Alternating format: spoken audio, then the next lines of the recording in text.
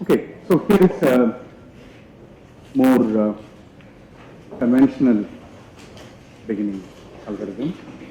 First, as I hope everyone knows, the word algorithm is named after the 9th century Persian mathematician. I wouldn't pronounce the name, I leave it to Shiraz. Al-Khwarizmi is what as known, and so it was popularized by Leonardo of Pisa, who is more well known as Fibonacci, and he referred to this as an algorithm, which became algorithm. And so until recently, the word algorithm referred exclusively to pen and paper methods, or pencil and paper methods for numerical calculations. And what people used to do was perform calculations of the kind algorithm he was talking about, especially for solving equations, for doing numerical work, and people were trained to do these things, use tables, use these, and people who were trained in these methods were called what? What were such people called? Computers. So, and this was what was so a computer for many centuries was a word that was used to denote people who were trained in the methods of algorithms, algorithmic methods. The word computer itself comes from the Latin word putare, which means to trim or to prune, to clean, to arrange, to value, to judge. It's used in various contexts directly in Latin, and it's a loaded word. And it's interesting that that was used as a word for this thing. And Turing's 1936 paper, which lays the foundations for computer science as we know it, his entire paper talks about computers as human beings. In the entire thing, he talks about computers. So an algorithm. So there are many algorithms, and here is one from the Rhind papyrus, which was found in Egypt. And look at the date, 19th century, before the Common Era. So which we are talking about how many centuries ago? Roughly 21 centuries. It may have been the 20th century BC. So there is a very famous algorithm, and it's about multiplication of numbers. So if I take something like, I want to find out, let me take this example that I worked out. So I want to find out, let me use this.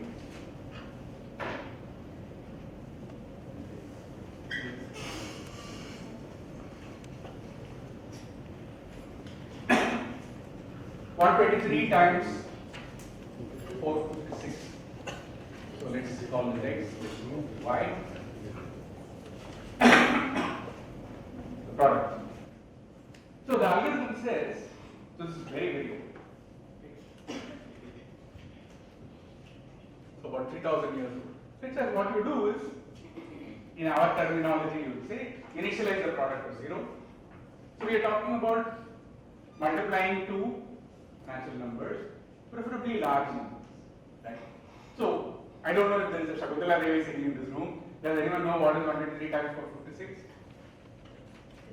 I hope not. So yeah, so this says, look, we'll do something on x, right? We'll keep reducing the x value, right? And keep increasing the y value and compute the product as follows. Let me just show you how the algorithm proceeds, and let's see what is the code. So this says keep adding the y values. 456, and then you reduce this. How do you reduce this? Bring it down. Okay. So 62 will make it 124, so I bring it to 61. I halve the x value, so I double the y value. So this is 912. Add 912, so I get 1368.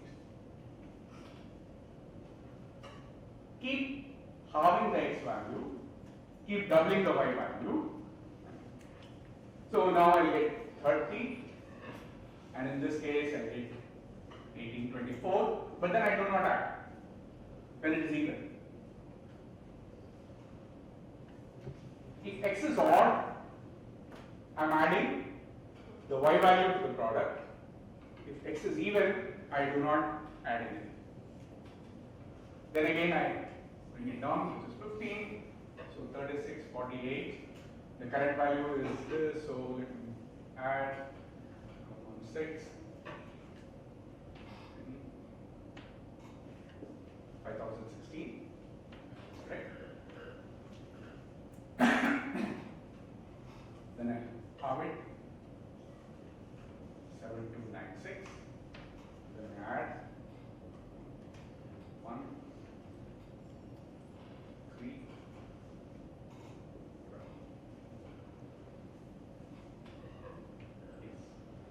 2, 3, 1, 2, and then I again halve it. So 3, so 14,592, and then I have 26, 9, 0, and then I bring it down to 1, 4,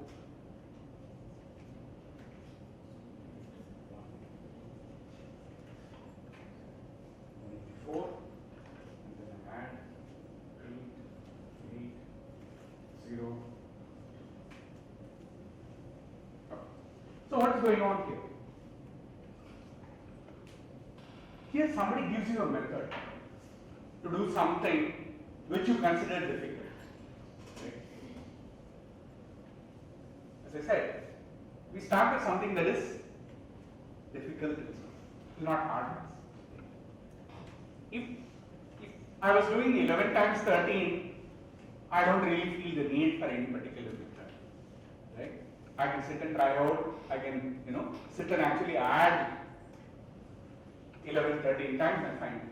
But if you are talking about some large numbers like this, I need some method, right? And that method in the old days, very, very, very old days, in the ancients, how did they come up with this idea? They came up with this idea that if I am multiplying x and y, right, if I halve x and double y, the result will be the same, right? X times y is the same as half x times 2y. The only trouble is I have to do something about whether x is odd or even, right? And look at what is being done there. So what are the operations that you are using? You have some large multiplication to do, right? And you are reducing the problem to some smaller number of operations that you do. What are the kind of operations that are being done here? Not division. Division, that would be bad, because multiplication you are finding difficult, division will be even more difficult. So what are you doing? Halving. Please understand that that's not general division, right? Halving and rounding down is very important, because even number I can halve, odd number how do I halve? So I need some, so this presupposes that you understand what it means to do halving and rounding down. It also presupposes that you understand doubling, right? And then you do addition, right? And it also presupposes that you know how to check whether a number is odd or even, right? Now, if you look at small children, class 3, right, class 4, they would have difficulty with multiplying such numbers, right? But you can reliably understand that such children, even in class 4, know when a number is odd or even, right? When is it odd or even? If it ends with 1, 3, 5, 7, 9, it's odd. If it ends with 2, 4, 6, 8, it's even. 0 is always a problematic case for children, right? So this is how children would say. So recognizing that something is odd or even is not very difficult. What about doubling and halving? That might be difficult. What did the ancients do at this time? We are talking about the Babylonians. they actually had tables. They had tables for this business of rounding down. They did not have tables for doubling. So that suggests that somehow they found doubling as a very easy thing, but halving they found difficult. So they actually had stone tables in which, there's a floor value of divide by 2, integer division by 2. Floor was actually written down for large number. Of course, they could have written it for all numbers. So how many tables they had and what they, we have no idea. Right? But there is a very interesting history of how people found out all these things. But this is a beautiful algorithm. How do you know that the algorithm is correct? Notice that some tricky stuff is going on, right? This is a sophisticated algorithm that the ancients are talking to us about, right? This is a sophisticated algorithm because it's using the floor function. And it chooses sometimes to add, sometimes not to add. And you are adding only the y values, right? This is a very interesting algorithm, and apparently this is actually used in many folk cultures. I've seen in Tamil Nadu farmers using techniques of this kind. Apparently Russian peasants have been using this kind of multiplication for centuries. So this is something that people have adopted too. Now the correctness of this depends on the recursive identity, which says x times y is 0 if x is 0. Maybe I should just erase x.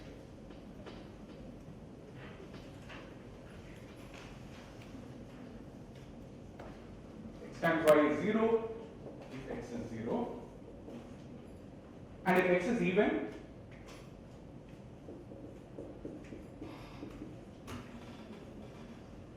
then I know I can divide by half, right? So x by 2, again let me take floor, same, times y plus y. And if it is odd,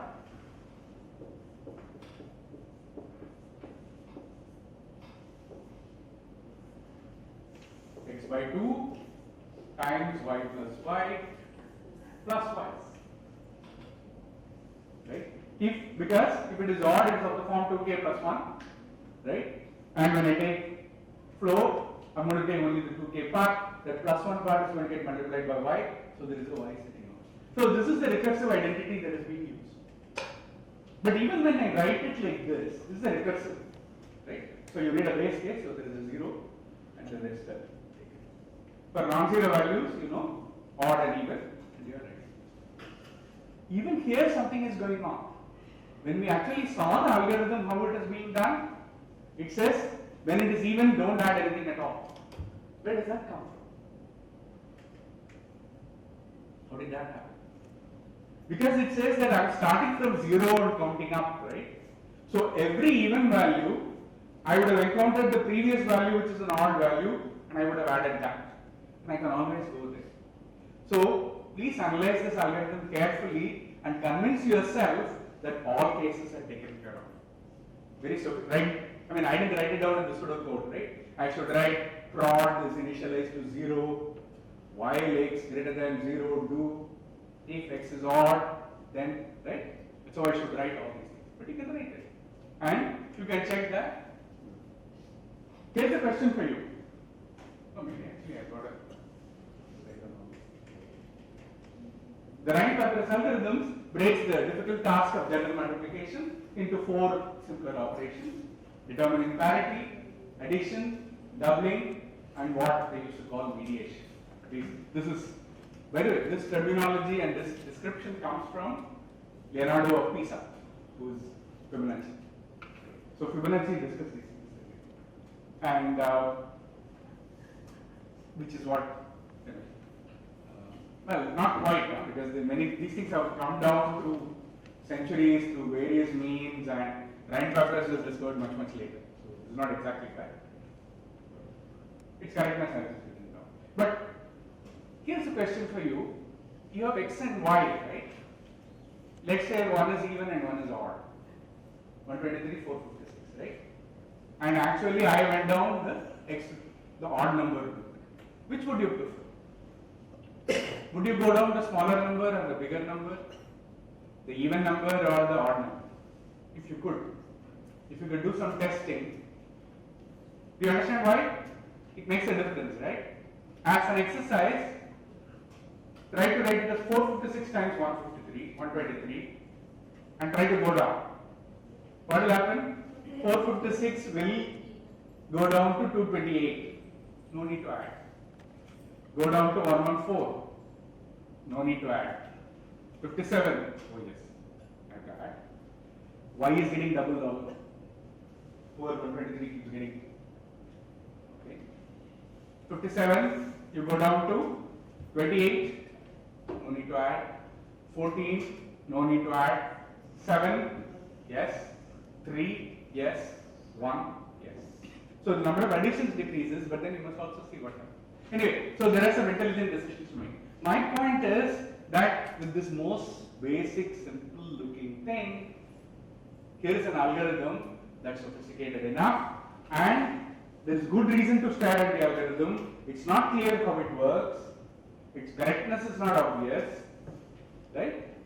And what are the primitives that are being used, which primitive you use, where, all this is important, right?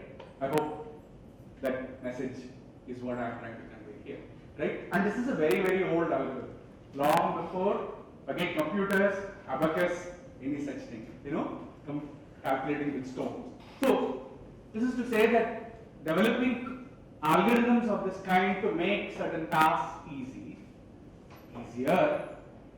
is a very, very old search. Humanity has been trying to do this for a very, very long time. And notice that as far as this problem is concerned, it's not that once you have solved this problem, it's exactly as easy if I put 1, 2, 3, 4, 5, 6 times 4, 5, 6, 1, 2, 3.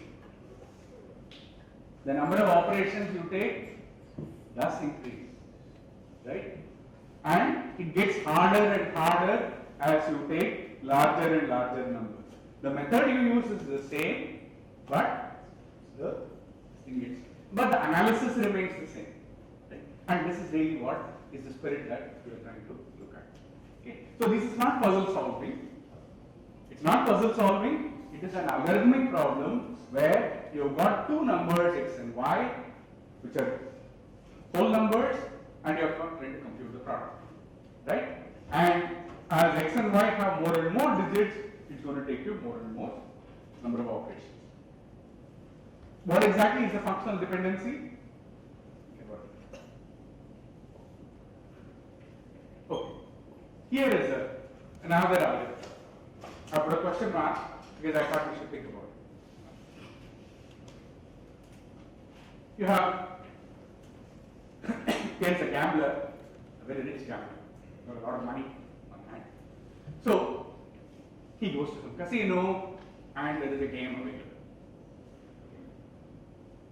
You have some amount of money X, and you put, as a gambler, first you should always put some money on the table, then you can start a game, right? No one is going to take your word for it.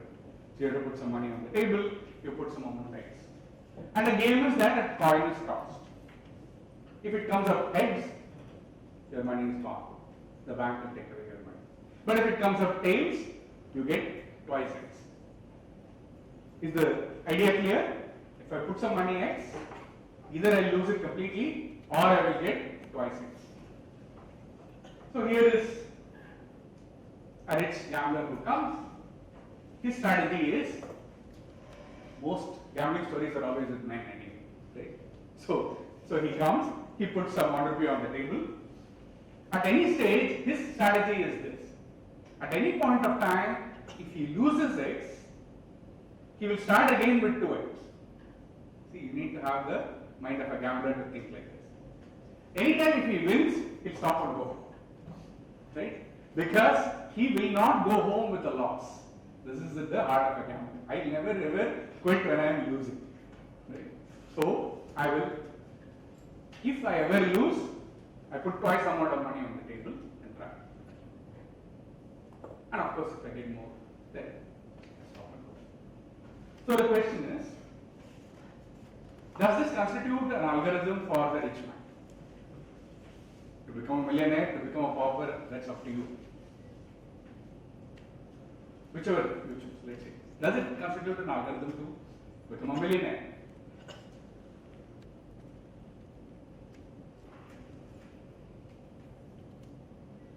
Here also you've got some rules, you've got some way by which you're going to repeatedly do something, and you're going to arrive at some goal.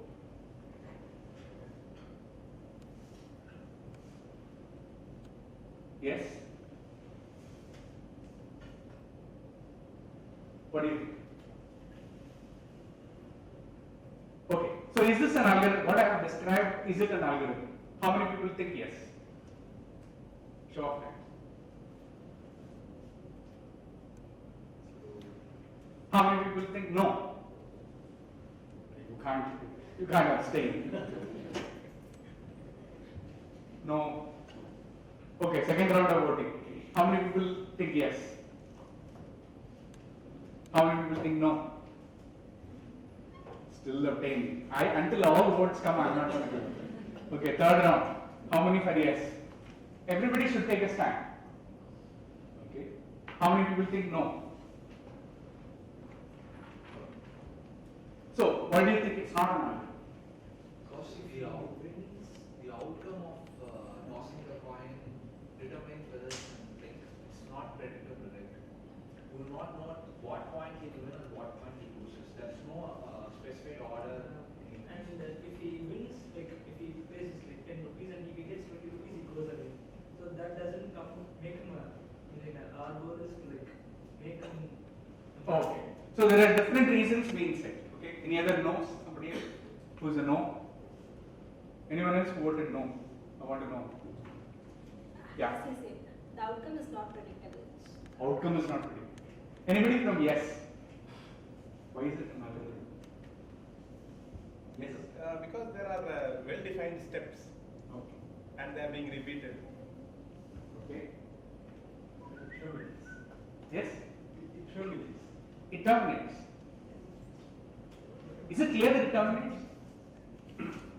Not necessarily. Does it always terminate? Why not?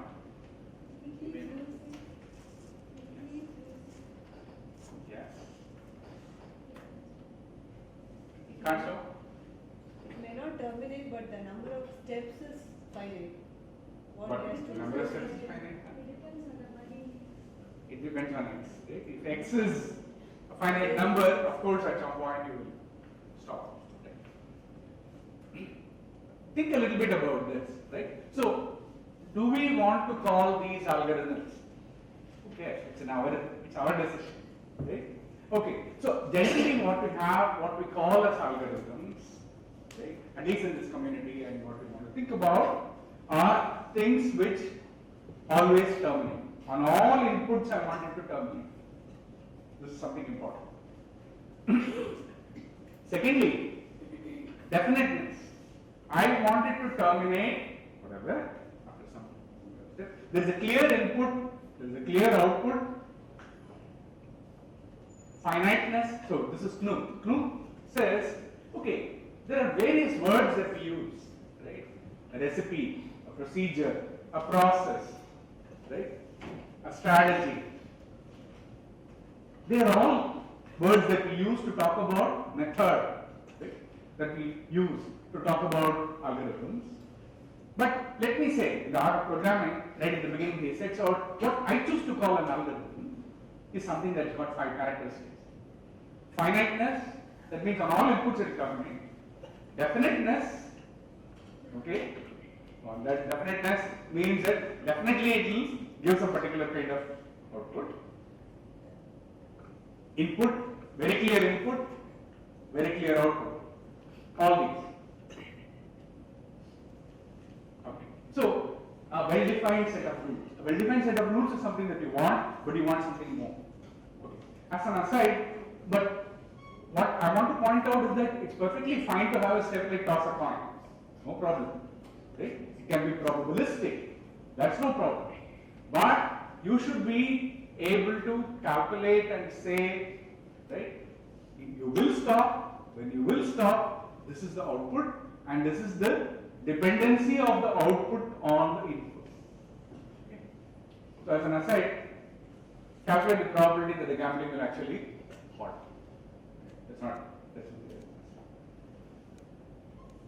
it's important that, and this is something that's lost sight of, and I think for many students, this is one of the difficult things to grasp, and what a lot of difficulties arise from, is that we want algorithms that are correct for all possible inputs. Okay, and in some sense, algorithm theory takes this very seriously, and this is as opposed to whatever we call algorithms in everyday life. Right? There are lots and lots of algorithms in everyday life. Cooking recipes. Right? Cooking recipes are very good examples of algorithms. Right? Home appliance manuals. Right? Lots of them. They tell you first do this, then right? How to install your washing machine. If you look at it, it's got detailed algorithms. Right? Lots and lots of them. Accounting tables. There are many. Okay? Which are use data structures, algorithms, and so on. But normally in human scale, we don't particularly care for correctness and all possible inputs. Most of the time it works okay, we are happy. That's not what we call an algorithm. Formally, when we say an algorithm, we have in mind something that is correct on all possible inputs. And we must prove that the algorithms are correct, right? I can give a sequence of steps like this. The sequence of steps that I wrote constitutes an algorithm, right? It's definite, it always terminates, right? No problem, very clear input, very clear output, but I must prove that whatever numbers I take, whether they are odd or even, the output calculated is correct. In fact, in my algorithm, I should have further analysis to show that x times y always comes out the same as y times x, right? It better be committed, right? It should give the same answer. Notice that the internal intermediate values that you will do when you do 123 times 456 is very different from 456 times 123, right? Because, like I said, right, the things that you add are very different, but the end result must be identical. So you don't care if for different possible inputs the algorithm behaves internally differently, but the output should always be correct, right? So it's very important, and we must be able to prove, like the recursive identity I was saying, and we must be able to use that this is exactly what is computed by the algorithm, and therefore identity is correct, the mathematical identity is correct, and therefore the algorithm is correct. And this is something that's usually glossed over. And correctness proofs almost always involve induction, and therefore if we are teaching algorithms, if we are learning algorithms, anything to do with, we better be very strong in induction. Proofs of induction, and proofs of induction are also very deceptive. Again, lots and lots of mistakes come because I've seen time and again for the last 20 years with many students, base case is something that's often forgotten. Usually written as base case is trivial or one tick, and often it's not, and that's a problem. Or induction hypothesis is not stated correctly, or it's stated correctly but not used correctly. So, and if one is, simply as a matter of practice, that if one wants to learn algorithms and learn their correctness, one must be good at induction. Much more important and critical, and what people forget, is that we must be able to formally state what the algorithm is supposed to do. Right? Take a sorting algorithm. Right? It takes some input and it takes some output. So what does the sorting algorithm do? Yes? Tell me what it's. Yes? What is the relation between the input and output in the sorting algorithm?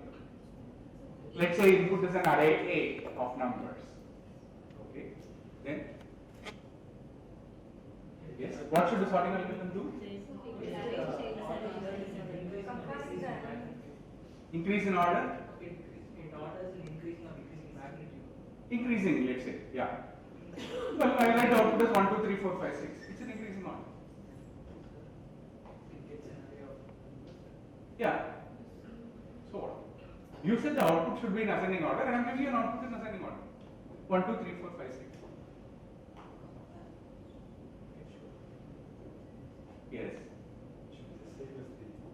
it should be the same as the input, but it's not. Input is in some array and output is not the same. So, what is in the sorting algorithm? What is the output as a function of the input? AF5 should be less than AF5 plus 1. In the output, right? Right. Here's the output 1, 2, 3, 4, 5, 6. It is. Output should be a rearrangement of the input. Output should be a permutation of the input. If you don't state precisely what it's supposed to do, I can write whatever algorithm I please. Okay? The output should be a permutation of the input and the output should be in ascending order. If you didn't say permutation, I am free to write whatever output I like.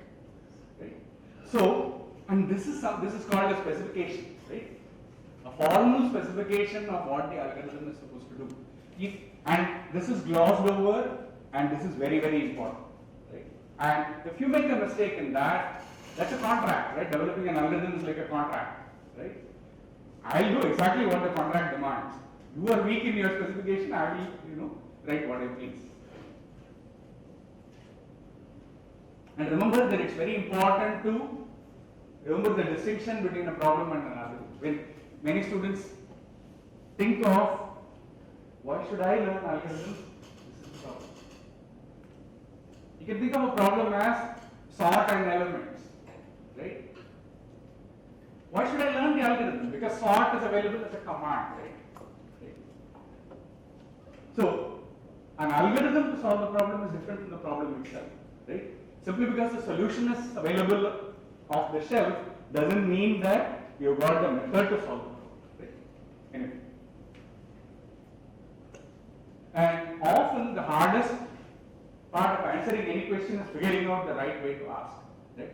So when I was asking what problems you have solved, and Milton said, oh, some graph problem, and I said, if you can formulate just a graph problem, you're already halfway down there. This is what I mean, right? Many problems in computer science, right? If you can formulate it as a problem in the right way. What is the right way? That's experience and intuition, right? If you can formulate it correctly, you are halfway to solving it. Most of the time, if you're doing your web mining or image processing or whatever, formulating the problem precisely is very difficult. Formulating it in the right way so that you can give algorithmic solution is difficult. And that's at the heart of a lot of things. And unfortunately, much of our algorithm courses give very little training in problem formulation. How do I take a computer science problem and formulate it in such a way that an algorithms book will actually, when I ask you, when did you last go to an algorithms book? That's because half the time we never even bother to formulate it sufficiently abstractly so that normalization and derivatives will actually give you an answer. In fact, you can. Many problems in computer science, I would say most, a big majority of problems, you can formulate it correctly and actually refer to an algorithms book and get solutions. Even if it's not implemented as a command, as a library function. But that's hard and that's something that needs training. And the next thing is analysis. Ideally, we want the fastest problem for any particular problem. But what is the fastest? We require algorithms that always run efficiently, and that's the no problem. And efficiently, I already talked about the kind of meaning that we usually look for, right? Logarithmic time, logarithmic space, that's super efficient. Linear time, good enough. Right? Quadratic time, good enough. Cubic time, good enough. This is what? Okay. Exponential time, not so good. Okay. You can develop all this kind of intuition and you can do. But, and that's the last part, and that is often missed. We want it to run efficiently even in the worst case, worst possible case of input. I can't take suitable numbers, right, appropriate numbers and give the answer. I can't take appropriate test instances and say that my algorithm works correctly on these instances. And this generates a question which is, I found to be one of the most difficult for most people learning the subject. How do I find the worst case instance, right? And one problem I have with a lot of pedagogy is that many algorithms and books or courses don't spend sufficient time on what is the worst case input. Any algorithm that somebody Okay, sorting. Right? You're doing some sorting. Name some sorting algorithm. Which one? Bubble sort. Okay. So what's the worst case input for a bubble sort algorithm? Or an increase or it's in decrease. Why is it worst? If we want to put an increase in order, then it is a decrease in order. Okay, right. Okay, any other sorting algorithm? Quick sort. Quick sort. Okay. What is the worst case input for quick sort? Choosing the pivot element. Yes. So what's the worst case input? If it happens to be the smallest or largest, one set will be no elements will be there, other we have a minus one. Okay. So remember that these are not easy questions, right? So whenever you've got an algorithm on hand of any kind, right? I mean, this is not just for algorithms, it's for a piece of code that you have done, right? Somewhere one must sit down and think and act as devil's advocate, right? You have to become the adversary and say, what is the worst case input I'm going to give, right? Any program that asks for some date as input, what is the date you should type as input? Yeah, I write a program and I'm asking you to test it, and I say give today's date or something like that. What should you do first? Day, Yeah. month and year. Yeah, I know. What date will you give me? Today's date. No, of course not. That is my point. Right? You shouldn't give a number at all. Put some XYZ and see what happens. That's the point I'm trying to make. Right? What is the worst case input that somebody is going to give me? Right? Somebody gives me input like I expect them to give. There's no problem. My algorithm will behave correctly always. What you are talking, remember we want correctness on all possible inputs. Right? So we are always looking for what is the worst case inputs. Right? So normally in algorithm you don't get to character and type and all. Right? But I don't see why you shouldn't. Right? There's no problem about validating your data. Right? And remember that in many algorithms you make assumptions on the input. Right? Here I said x and y are integers. Right? X and y are positive integers, whole numbers.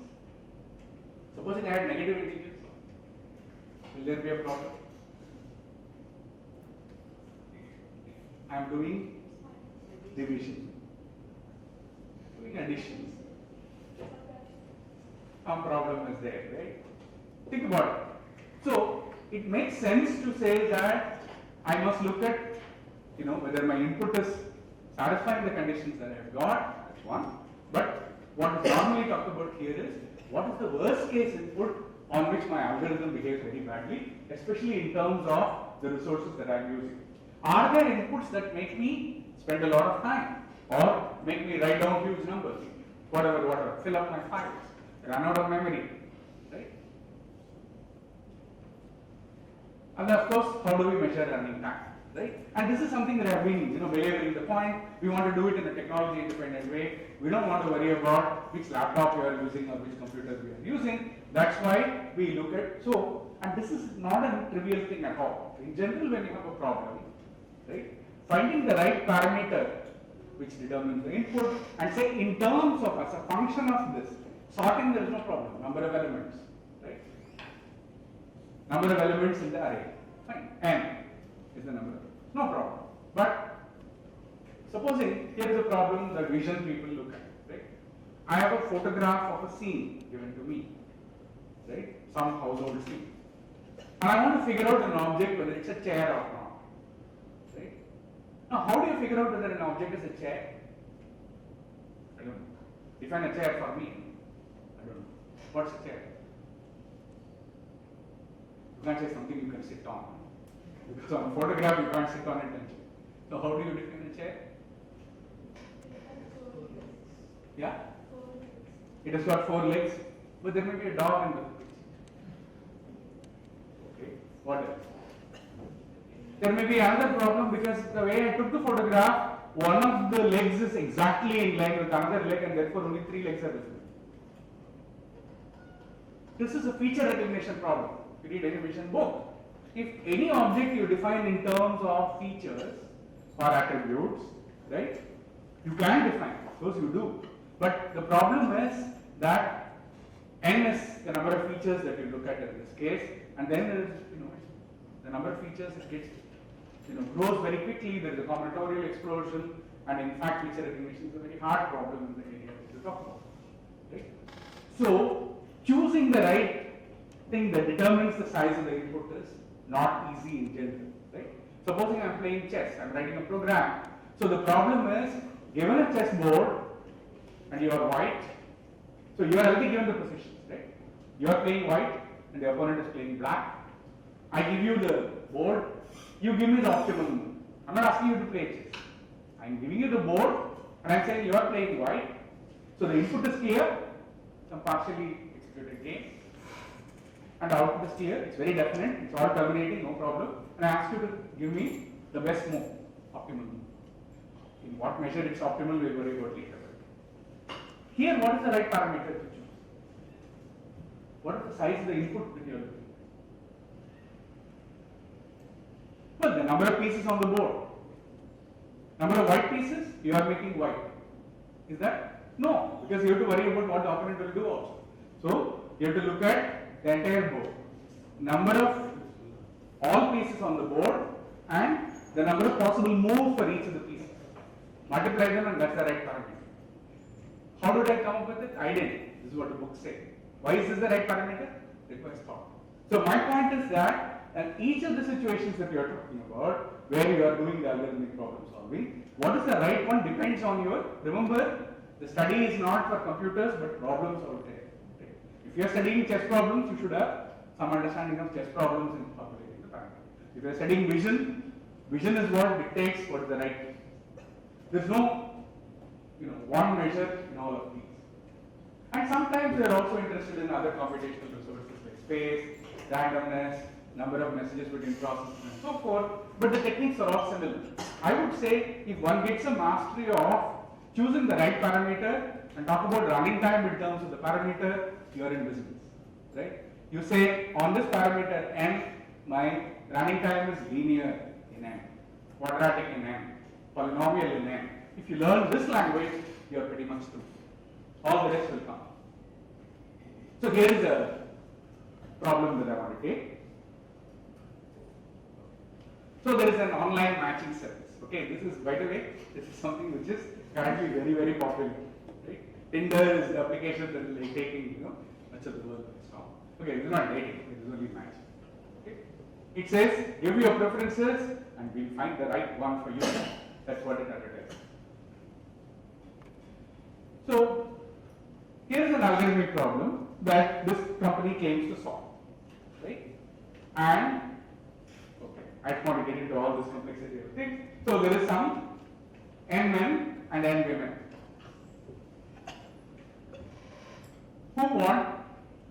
who were given their preferences to the website, and the website claims will produce the right match for you. Every woman ranks all men no times, which is unrealistic, but let's assume that. Obviously, no one is going to, if there are 8 million in each, you are not going to sit and rank, but for simplicity. Right? Similarly, every man ranks all women no times. So, what is the situation that we are given? There are n men, each one has given a preference on all the women. Every woman was given a preference on all the men. And the algorithm, what's the job of the algorithm? The input is clear. What is the input? Once again, what is the input? For each of the men, an ordered vector of among the women, right? Without loss of generality, let's number them 1 to n. So we need not worry about names and so on, right? There is a complete ranking given. So it's you are given a permutation of 1 to n, right? This is given for every one of them. What are you supposed to do? They are given preferences. You are supposed to produce a match, right? For any one of the n men, any one of the n women, and you give a match. You have to do this for each. You can't have the same man matched with several women. You can't have the same woman matched with several men, right? So we are looking for a bijection between two sets of the same size, right? This is 1 to n, this is 1 to n. Finite state, same cardinality, good, there are bijections. Lots and lots of bijections in fact. You can sit and compute how many bijections there are. How many? Okay, sit and compute. I am not going to tell you it's a large number. Okay. Lots of bijections are there. So what's the problem? Pick any one and give it. But there is a constraint. So why should they give preferences at all? If all you are going to do is to randomly set up a bijection between them. They have given preferences and you are supposed to follow the preferences. Right? You are not supposed to give a random bijection. Is that clear? So I need a condition. When do we say that a matching is good? Suppose there exists women 1 and 2 and men A and B such that I match 1 with A and 2 with B. This is a thing that you have given, right? But 1 prefers B over A and B prefers 1 over 2. Surely 1 and B would prefer the arrangement 1B to A, right? Is this clear? I have matched 1 with A and 2 with B, but it so happens that 1 and B prefer each other over the given arrangement. So there is a better matching than what you have given me. 1A to B is not a good match, 1B to A is a good match. Right? So we define a good matching to be one where such a thing would not happen. Right? So here is the problem again. There are these n men with preferences and women with complete preferences given to you. You are supposed to produce a matching and you are supposed to make sure that if I consider any pair like this at all, the situation does not arise. He said lots and lots of bijections. Now it's not even clear that a good matching exists. Remember, it should be correct for all possible inputs. So we want to prove that any preferences whatsoever that people might have, I should be able to produce a good matching. Is this clear? Yeah? First, it must exist and you must find it and you must find it as efficiently as possible. This is the problem. Okay? Now, this is a problem that can come up in many situations. Right? It can be institutions versus applications. Right? You know, and doctors versus hospitals. So incidentally, this formal problem first arose in 1940s in the United States when, in fact, I think immediately after the Second World War, they started this national service of developing huge number of doctors that were needed for the country, the USA, and lots of colleges opened up, medical colleges opened up, large number of doctors became interns, and they ran a national service matching hospitals and doctors. It's a wonderful thing that they did. Today, I think it's impossible, almost in any country in the world, right? Who's willing to go? Cuba still follows something like that. And Cuban doctors are like, prized all over the world.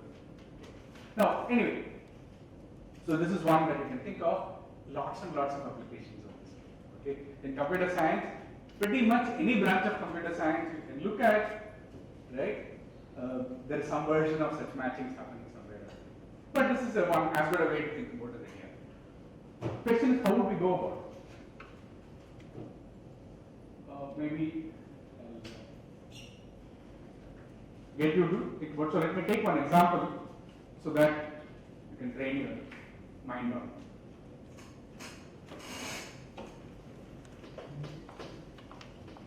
So I have one particular example. There are 4 women.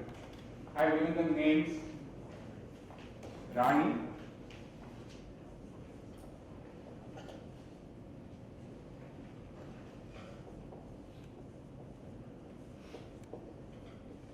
and just so that I can denote them R, S, T, U. And I have given some male names as Azhar, Balu, Charles, and Dilip. And of course, obviously, that I can write it as ABC. And here are the preferences.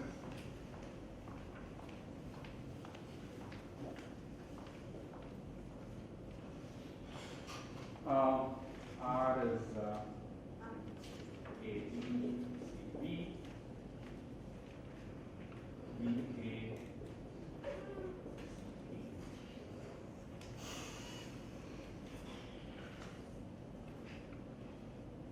T is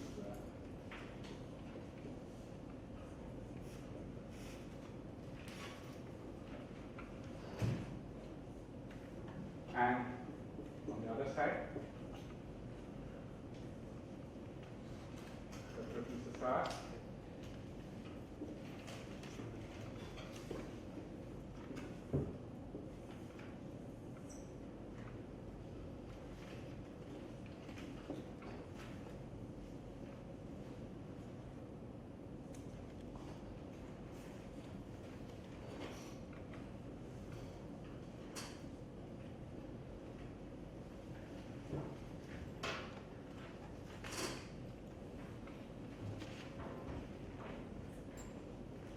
so I've given you some preferences, and this is a complete input, right? This is a valid input for my algorithm because there are 4 on each side. I wanted exact number, right? And that's correct. And for each of them, I've given a complete ranking with the others. Now the question is, how will you go about reducing the match? Any ideas?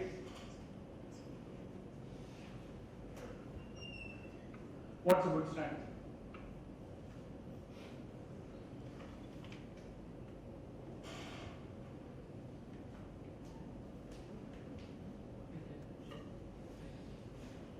See the first preferred person for A, and then check if that person has preferred to Okay, over. so I think now I need not worry about the names. Let me use the space for.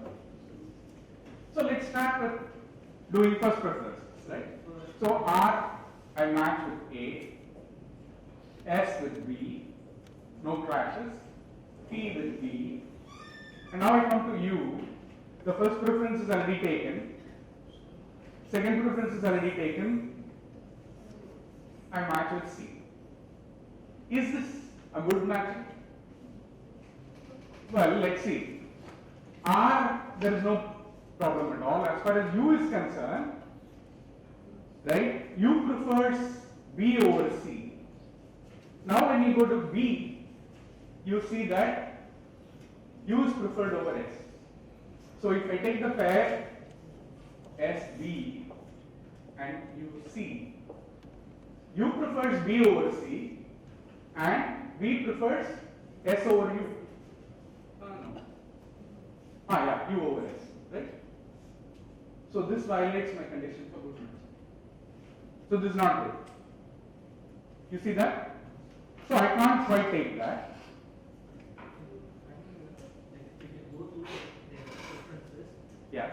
You can check if the first preference of this person also has higher preferences for me. Yes. That's what I was trying to do. I was trying to take as much as possible the first preference. And when the first preference doesn't work, the highest preference. That's why I was just following what you were telling. So this is not a good match. Any other strategy?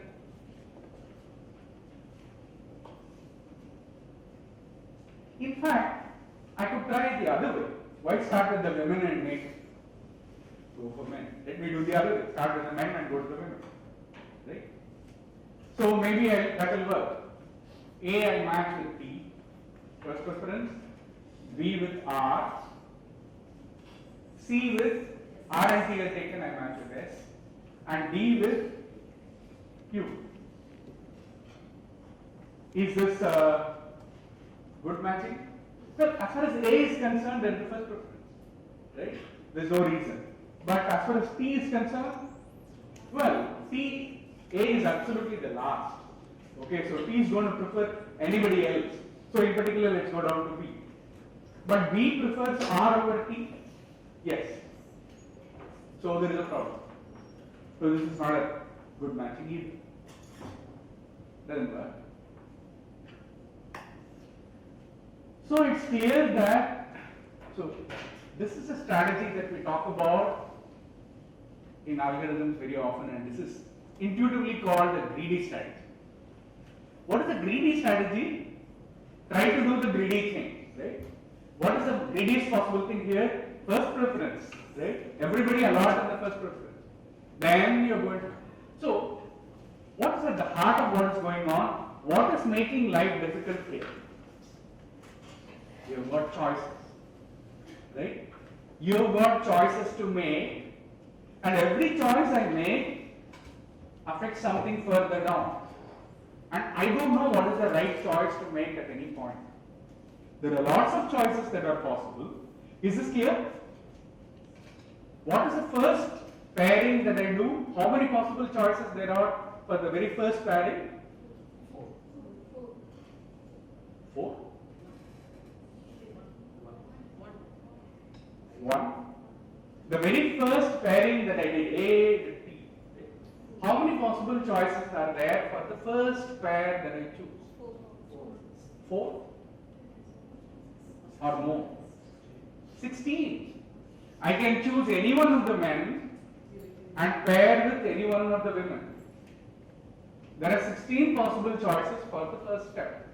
As far as my algorithm is concerned, there are n squared possible choices for the very first step. And among those 16 possibilities, I don't know which is the correct one. Because I have to go down, and after a lot of time, I'll find out that, hey, this is not good. Right? Then I want to go back.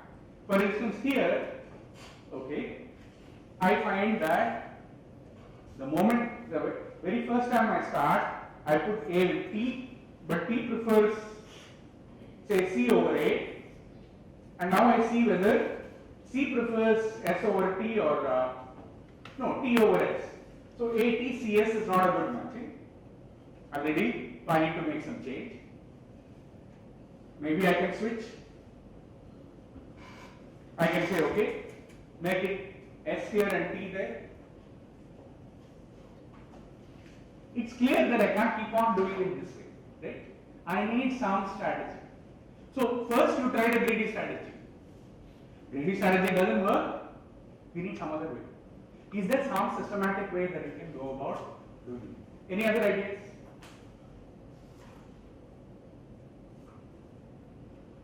There is always one good strategy, and that is pick randomly. That's also fun. There are lots of bijections. Pick one bijection. Check if it is already a good matching we are done. You know, this is the lucky strategy, right? You know, I'm lucky. What is it? Feeling lucky, or something like that Google says, right? I'm feeling lucky. That's a great way to go about it. No problem at all. Please remember that that's a perfectly good algorithm, right? Pick a bijection, check if it is already a good matching, you are done. Otherwise, throw it away, pick a next one. Could do that. But is there some systematic way you can go about it? The problem with that is that there are lots and lots of bijections and you will spend an enormous amount of time. And somehow you have to use the preference that people have given, right? Yes? We don't have too much time, so I won't, I'll just wait for one more idea. Come on. How do you do? Yes? 16, permute 16. Permute? Consider every possible. Yeah, that's what I said. Every possible bijection. That's not very good because there are too many of them. N power n. Very nice. Then? Any other? So one way is to say, don't commit to any match. Right? After all, in this game, you can't commit immediately. Try, okay, tentatively say, okay, this is okay. But I'm willing to change. Keep going down. As long as you maintain the ordering, right? The preference ordering that's given, you won't go wrong. This is the idea, right? Backtrack, but don't backtrack too much, right? Tentatively commit and confirm after you have tried things further, right? So at any point of time, right? So think of it as somebody making an offer. Okay, here is an offer. When an offer comes, don't say no, right? If, let's say you is making an offer, to D, or yeah, T is making an offer. As far as D is concerned, it's absolutely the last choice. Don't say no, because you may not get anything better, right? So when an offer comes, register. If a better offer comes, you can always reject this, right?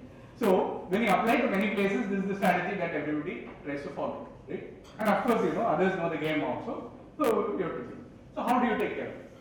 So here is this is not how you do, right? We are doing it like in 15 minutes. But in some sense, I think this spirit is extremely important. Rather than, I think, in terms of pedagogy, which is what we are talking about, in terms of teaching algorithms or teaching problem solving, right? It's extremely important to take a problem which is non-trivial, take an instance which is non-trivial. This problem, for instance, with just 3, it's, what is the smallest instance at which the problem is already not easy to see? That we need to spend some time on. Like I said, 3, you will solve the problem almost immediately. Because the number of projections is not that many, you can explore 2 sheets of paper and you will get it perfectly. Right? 4 is already hard. Okay, you need a notebook. 2 sheets of paper will not do. Right? So, exhaustive search will not do. You can get lucky. There are lots of lucky guesses that you can do. But you can't then be sure that you are working in all possible instances. Right? So, and then actually spending half an hour trying out many different strategies, like he said, that's a very reasonable goal.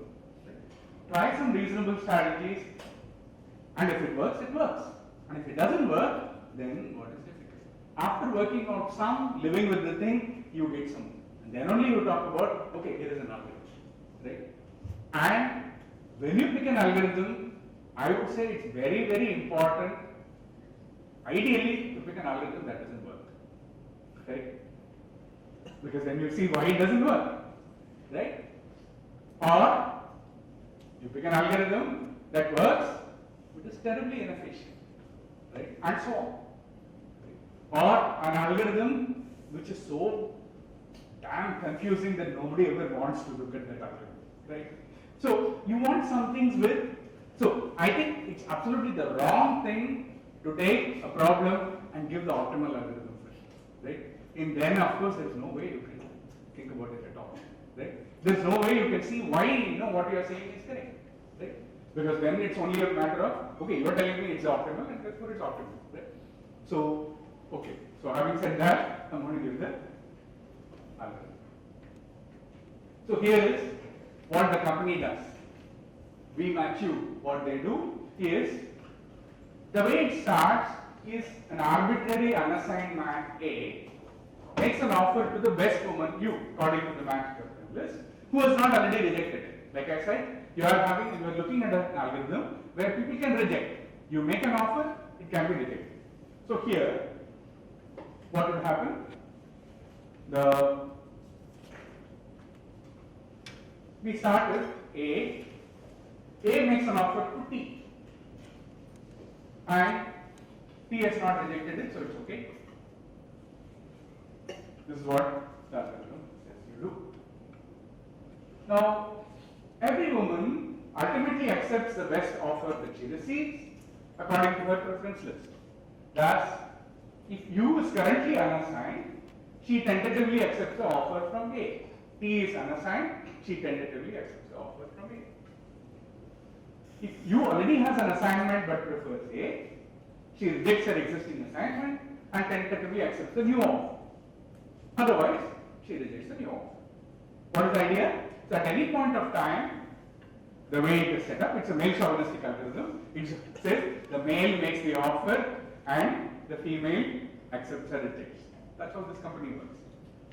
And when does a man make an offer? Well, so far there is no matching. Make an offer. To whom? The best in your list. And then the woman has only one decision. The woman doesn't make an offer, only accepts or rejects.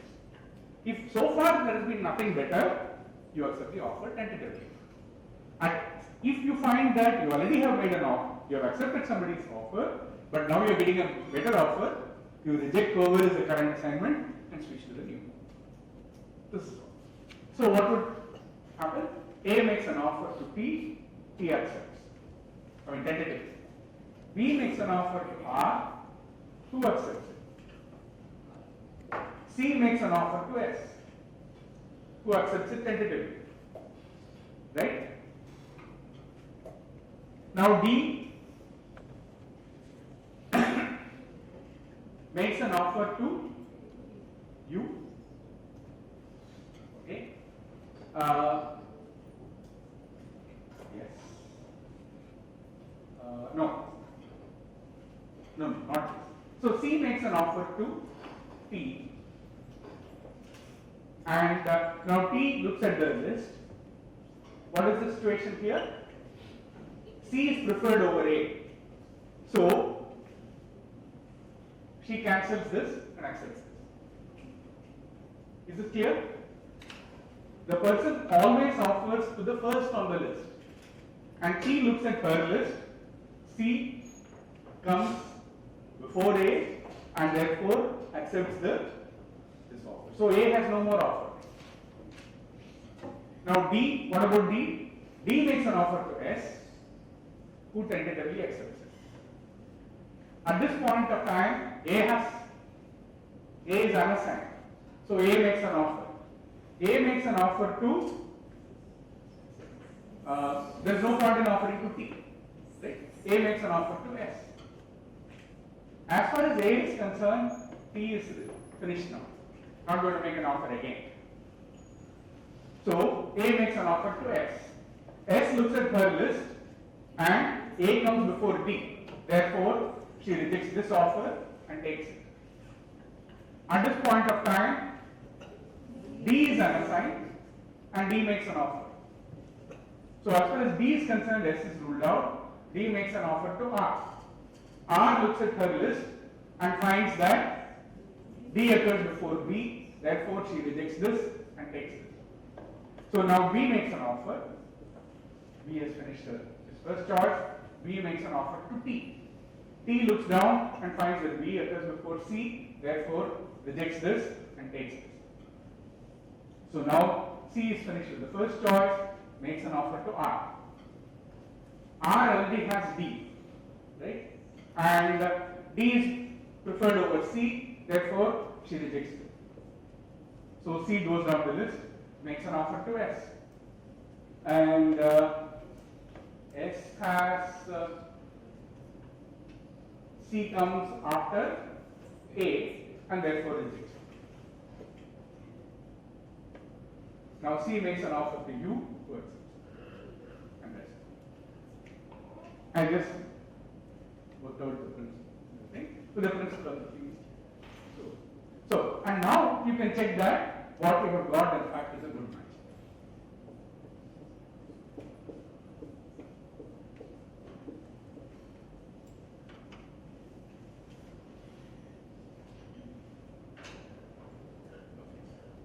How do you prove this? Not easy. That what we have got is a good matching. Exhaustively, you can take any two pairs and check that the condition that we wanted is maintained. Okay, takes a bit of work, but you can do it. So that's an example. We have a good matching.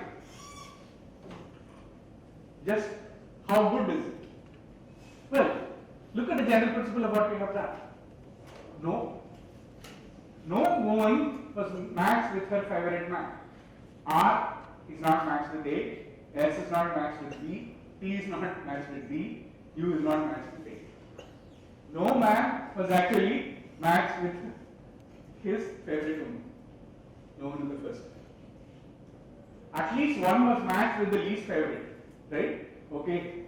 Here, C got the worst of the lot, according to his preference. So, but it's still a good match. We call this a stable matching in the sense that it's not subject to deviation. This is not the best or optimal in any sense according to preferences, but given this, no pair has any incentive to deviate from what you've got. Game theoretically, you would say the solution is in equilibrium. Okay, such a good matching is usually called a stable match. Stable matching because the output is stable. You wouldn't want to deviate from it. So that's the property that we are looking at. In fact, you can check that this is not the only one. Here is another assignment, which in fact is also good, stable in this sense. So there are lots of actually potential outputs that you could have. This algorithm produces one of them, and is not the only one either. So there are many different algorithms possible, producing many different stable or good matches. What about the running time? The running time is quite straightforward, in fact. Each man makes an offer to each woman at most once. Remember that you put a listing. Once you have made an offer, you never go through it again. Okay? So in fact, you can check that. So there are n men, at most one. In the worst case, you would go through all of them. So there are n squared, at most n squared rounds. What about writing down things in terms of space? We can use representations like matrices, n by n matrices. Two n by n matrices will do the job, which is what I do. Two 4 by 4 matrices, and then Mij gives the jth man and womanized list, etc. Choose numbers so that you can do this uniformly. It's you have efficient representation, and you can solve the problem in quadratic time. Somewhat harder exercise to prove is to prove that there are inputs and choices that you make. Who offers when? Remember, I started with A. There is no ABCD. This is just in our heads. We called it ABCD. Right? There is no reason why you go down this way. You could go down this order, that order, and it makes a difference.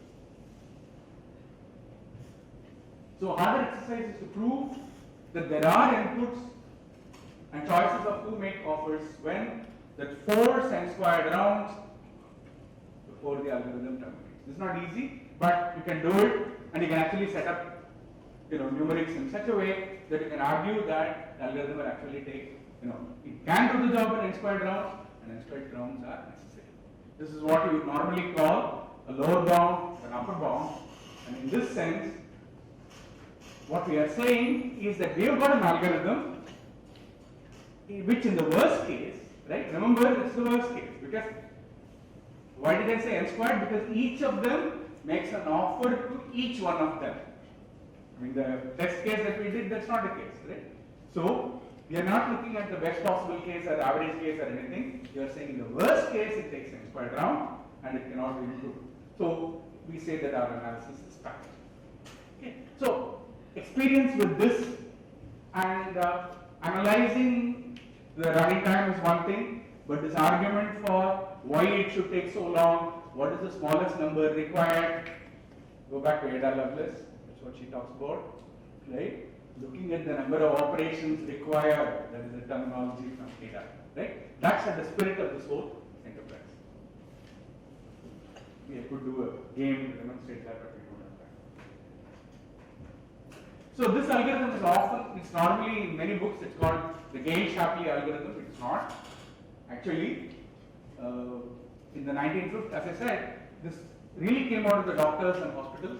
The algorithm that I just described to you is actually known as the Boston Pool algorithm.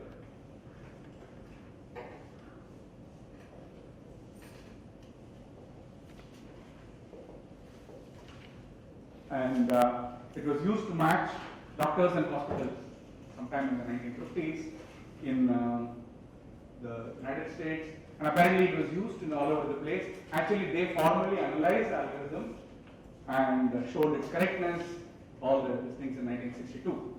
Okay, stable matching is a very important problem in economics. Think about it as, again, men, women, and so on, right? Think of it as sellers and buyers, right? There are n sellers and n buyers, right? What's the trade? You want to match a seller with a buyer, right? And each seller has certain preferences.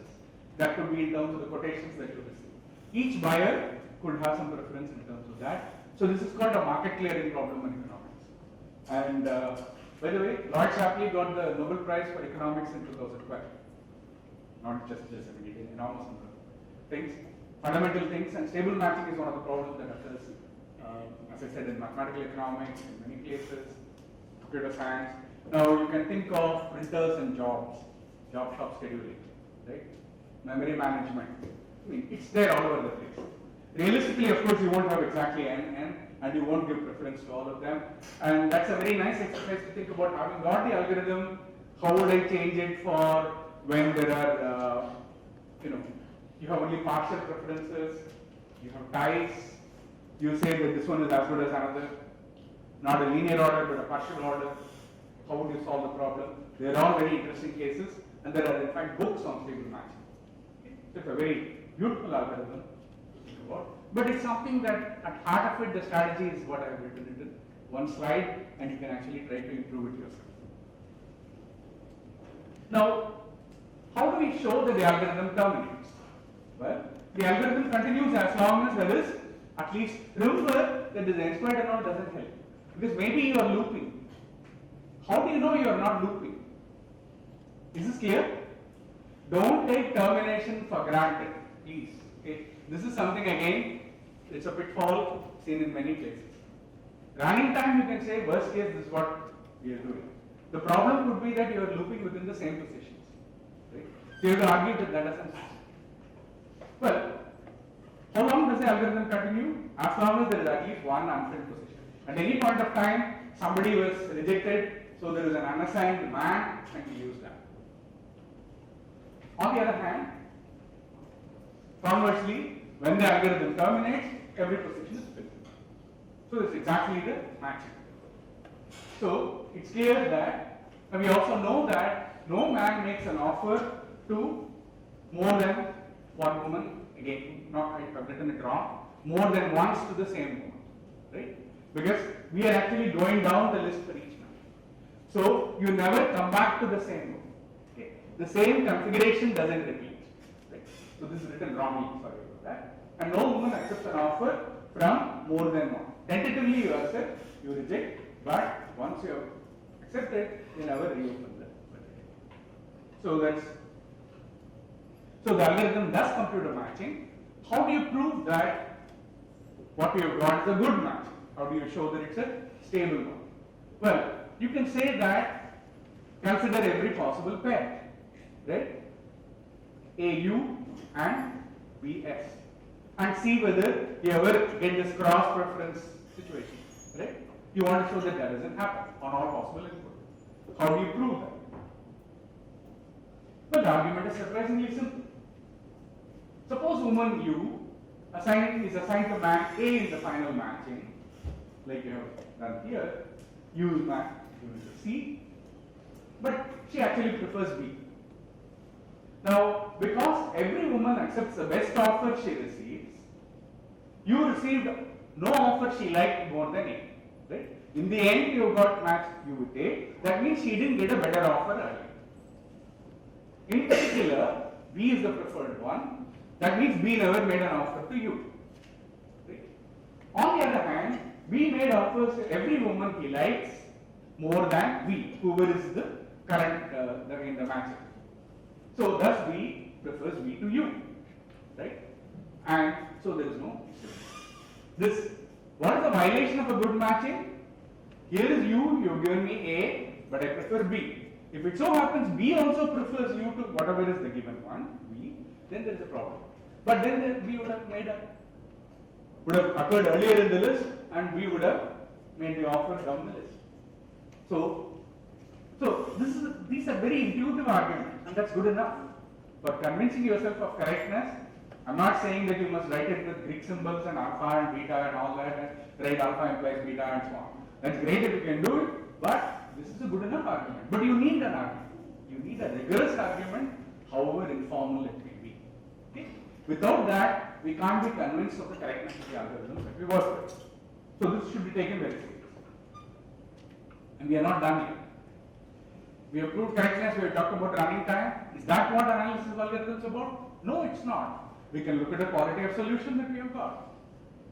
For instance, does it matter who makes the offer in the first round? I said we start at A. Well, there are different possible choices. There are n squared choices, remember? Does it matter? Well, we can prove that it doesn't matter. All the n squared choices that we have got, as far as this algorithm is concerned, will result in the same matching. That's an act of belief. That's a statement of faith. You should prove it. We can show that no matter which unassigned man makes an offer in each round, the algorithm always computes the same match. Let's say that U is a feasible choice for A. If there is some stable, I keep saying stable matching, good matching as an equivalent thing. We don't know what it is. Feasible means there is some output that will contain U and A. Now here is a little lemma.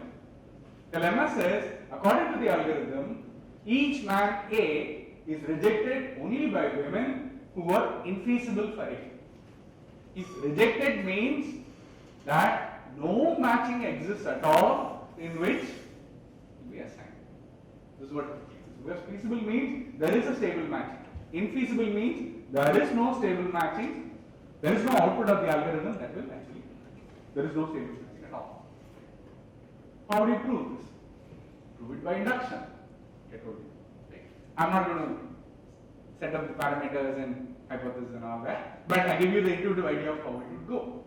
Consider an arbitrary round of the algorithm in which a woman U rejects man A for some B.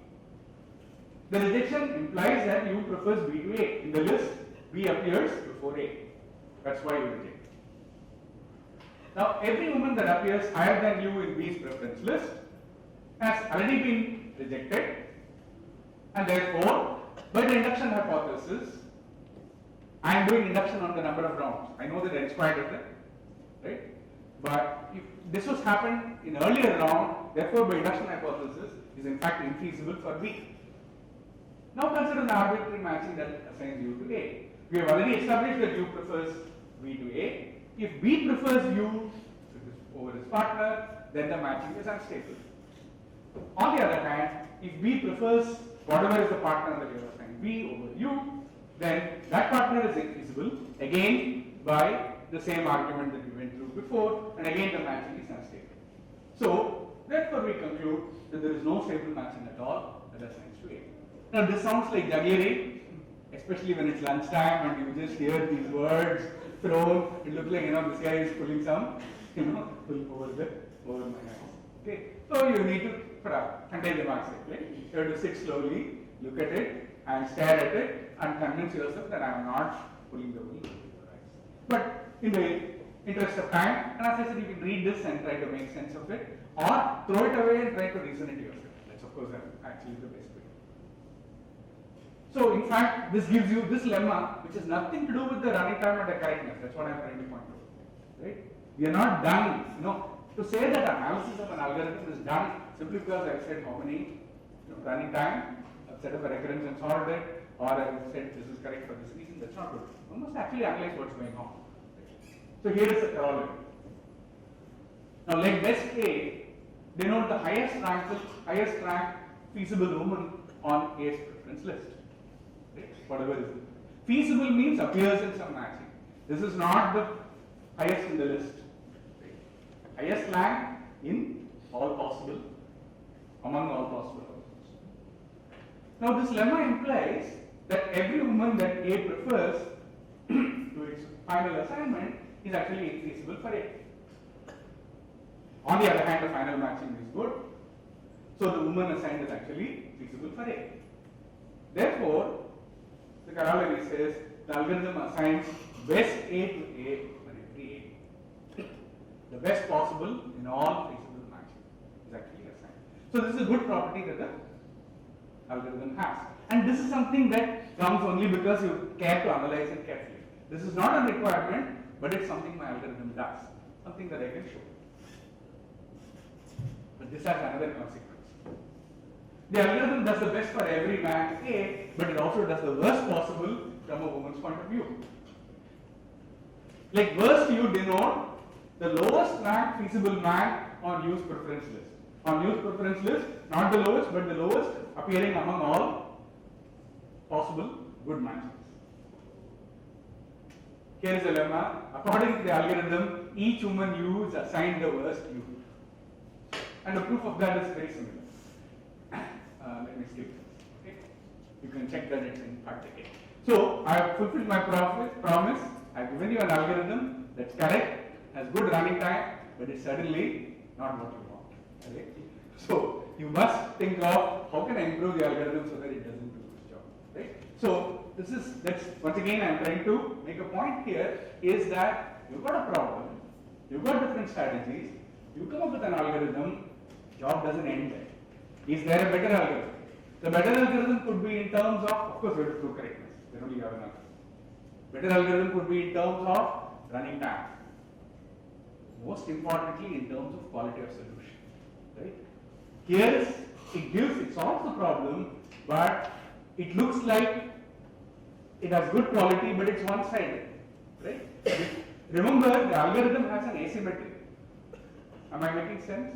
The problem description that I called it men and women doesn't make any sense. It's two matrices that are given as input. That's all. Two n by n matrices that are given as input having permutations. That's all. We called it men and women, and I said, you go down this list making proposals. So the algorithm introduces an asymmetry, and because of that, there is an asymmetry in the solution. It does the best from one matrix point of view, and it does the worst from another matrix point of view. So you should think of, is there a way that I can break this symmetry?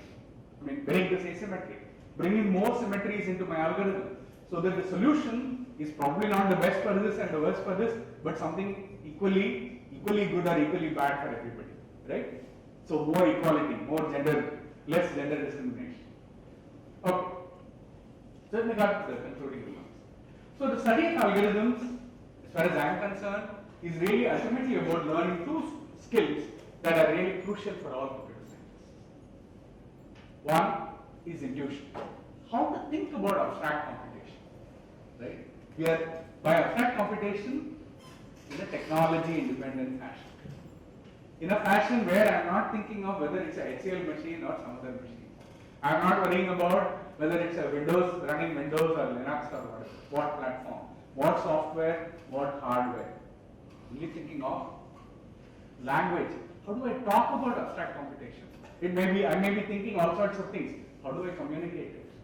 This terminology of order n squared, in the worst case it takes this many bounds, all this provides you the language.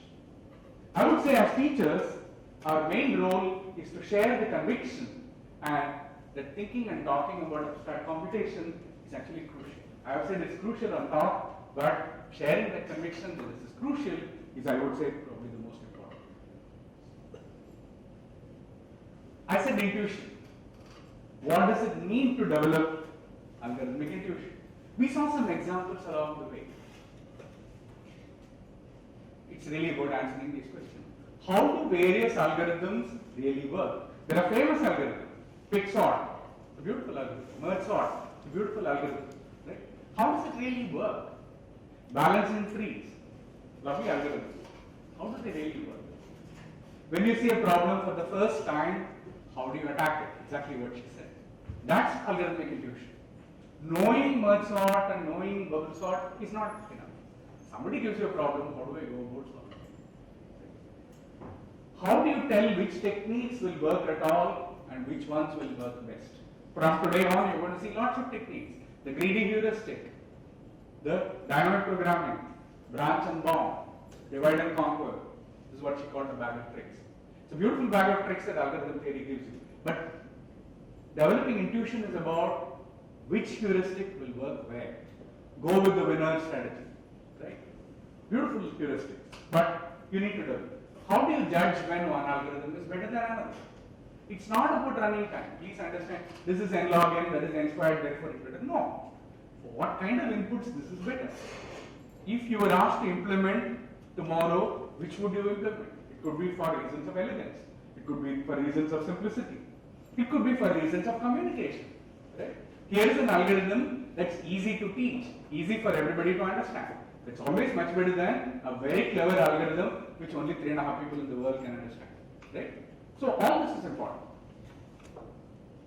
How do you tell whether you have the best possible solution?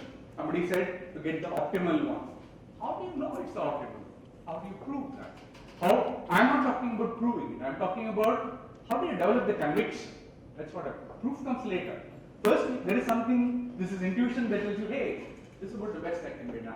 It can't be improved. Where does it come? With work, with experience. So, this is really what if we ask the original one, what is it that we are trying to do?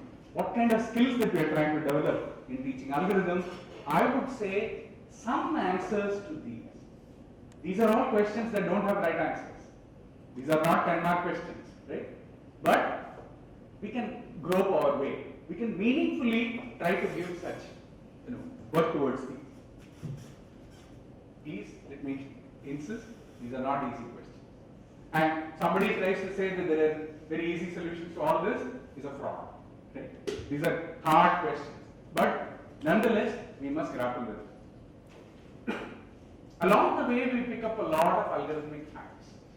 Merge sort runs in data n log n time. Amortized time to search in a slate tree is order log n. Greedy algorithms don't always produce optimal solutions. Traveling salesman problem is entry hard. We learn all this. But these are not the main point. They can be learned from Wikipedia. Right? If your objective of the course is to teach these algorithmic facts, let's stop teaching it. Wikipedia is as good. Google is as good. Right? That's not the main point. The main point is developing algorithmic intuition. Right? Learning these facts helps. It's of great importance. How these facts come about, the reason is very important, but not the facts themselves. Right? Ideally, if we have exams where you can always refer to Wikipedia, how these problems will be solved. Right? Because Wikipedia is always there. It will tell you what's the complexity of problems. Point is to provide enough intuition and experience to know what to look for. Just because it's there in Wikipedia doesn't mean that your student will be able to go look. To even go search, do the right search, you need some experience and intuition. That's much more important. The study, in my opinion, does aim to provide practice with a lot of algorithm design and analysis skills. Finding useful examples and counterexamples, developing induction proofs, solving recurrences, using the big O notation. This might sound silly, but it's actually one of the most indispensable things, and something on which lots and lots of mistakes happen all the time. Using probability, giving problems crisp mathematical descriptions, and so on. The kind of verbose stuff that I was writing, no way you can convince yourself. You have to come up with good mathematical descriptions. This is all incredibly useful for developing intuition, but this is not the main point either. Right? The main point is not to learn facts and not to, all this is useful, all this helps, but ultimately it's about developing intuition. So what is indeed the main reason to study algorithms? Why? Because good algorithms are extremely useful, elegant, surprising, deep, even beautiful. Right? A lot of beauty in that algorithm that I was talking about, think of some 3,000 years ago, please, it's not 19th century BCE. We don't even know whether it was 19th or 20th, right? Somebody from 16th century wrote something on a rock and claimed it was 300 years old, so we believe it's 19th century before. Could be older, it could be. But clearly some ancients carving on rock are telling you an algorithm, right? It's tremendous beauty in it, right? In taking something which is seemingly hard for human beings and coming up with a method which, and remember that they didn't have our decimal notation, right? They didn't have this notation, it's all etchings on rocks. And they are coming and telling you of a very non-trivial algorithm whose invariant takes us a bit of staring to even convince ourselves. But most importantly, algorithms are fun. I hope, right? And that's a good reason. And perhaps the only real reason why it's worth it. Thank you.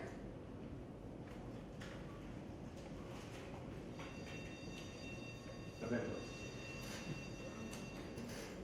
Yeah, so I hope there is some sense of the first questions that we raised about why the objectives and what we expect to get from it. But as I said, everyone is entitled to their own experience and opinions, and you're most welcome to make suggestions. Please. And any comments, any questions you have right now, please.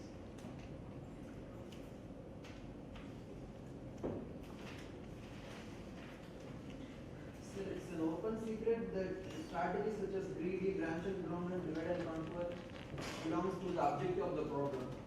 Belongs to Objective of the problem. What the problem is. Okay, go on. And is there any universally best strategy? Is there any? Universally best strategy to deal with the Ah, problem? so in fact that's a good question. Is there an algorithm to solve algorithmic problems? That's really, Yeah. there is a universal one. That means I can turn the entire algorithmic problem solving into an algorithm, where an algorithm that takes any problem and produces. There is actually one good reason to believe this is not the case. What is that? During 1936, right? He showed that the Harting problem doesn't have algorithmic solutions. But then you might say that Harting problem is a very important algorithmic question, right? I give you any program, all I am asking you, an algorithm that takes programs as input and answers whether they halt or not. You can show that it not. So, in fact, there is no, I mean, forget formal reasons like understandability, right? Right from human ingenuity, right? It's not easy to come up with even that Rhine-Papyrus algorithm, right? That where x is divided successively and y is doubled successively. There are enough, boundary cases to keep you busy. So automatic discovery of simply number theoretic algorithms, right? Just algorithms on whole numbers, forget integers, right? Whole numbers is enough to keep us busy. So if you just restrict yourself to algorithms on whole numbers, you would think that maybe you escape all this Harting problem like understandability, right? Maybe there is an algorithm to all such problems. Unfortunately not, as Gödel showed, that if you're talking about just addition and multiplication, it's bad enough. There is no uniform algorithm. So negative results abound. So you don't expect any such. That's good news in my opinion, because it's room for creativity and yeah. Anything else? One could ask, is there some way of uniformizing this bunch of techniques, right? Rather than just, when I learned algorithms, it was always dissatisfactory for me, because there are beautiful heuristics, but each time some new heuristic is coming. Is there one uniform way of solving a whole lot of graph problems? Yes, and the answer is yes. And that has to do with logic. For instance, you can show that any problem that you can state in what is called a monadic second order logic on graphs, well, on certain classes of particular class, you can solve it in linear time, if it's stateable like this. If you can state a problem in existential second order logic, then you are guaranteed an NP algorithm, and so on. So yes, but that's, so higher order reasoning, and it's possible. So we can look for uniform classes for it. But algorithm synthesis, anything else? Thank you.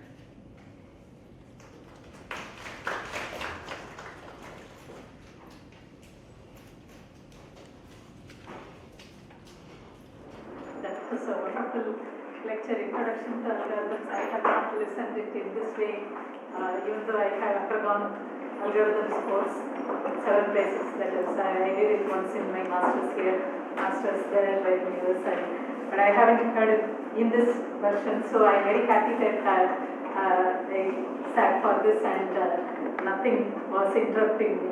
So hope you all also enjoyed this. So this is a great beginning. So hopefully you should carry this enthusiasm throughout this 5 days and interact a lot with all the speakers and benefit from this FDP. I thank Professor Ramanujan for this great start for the FDP.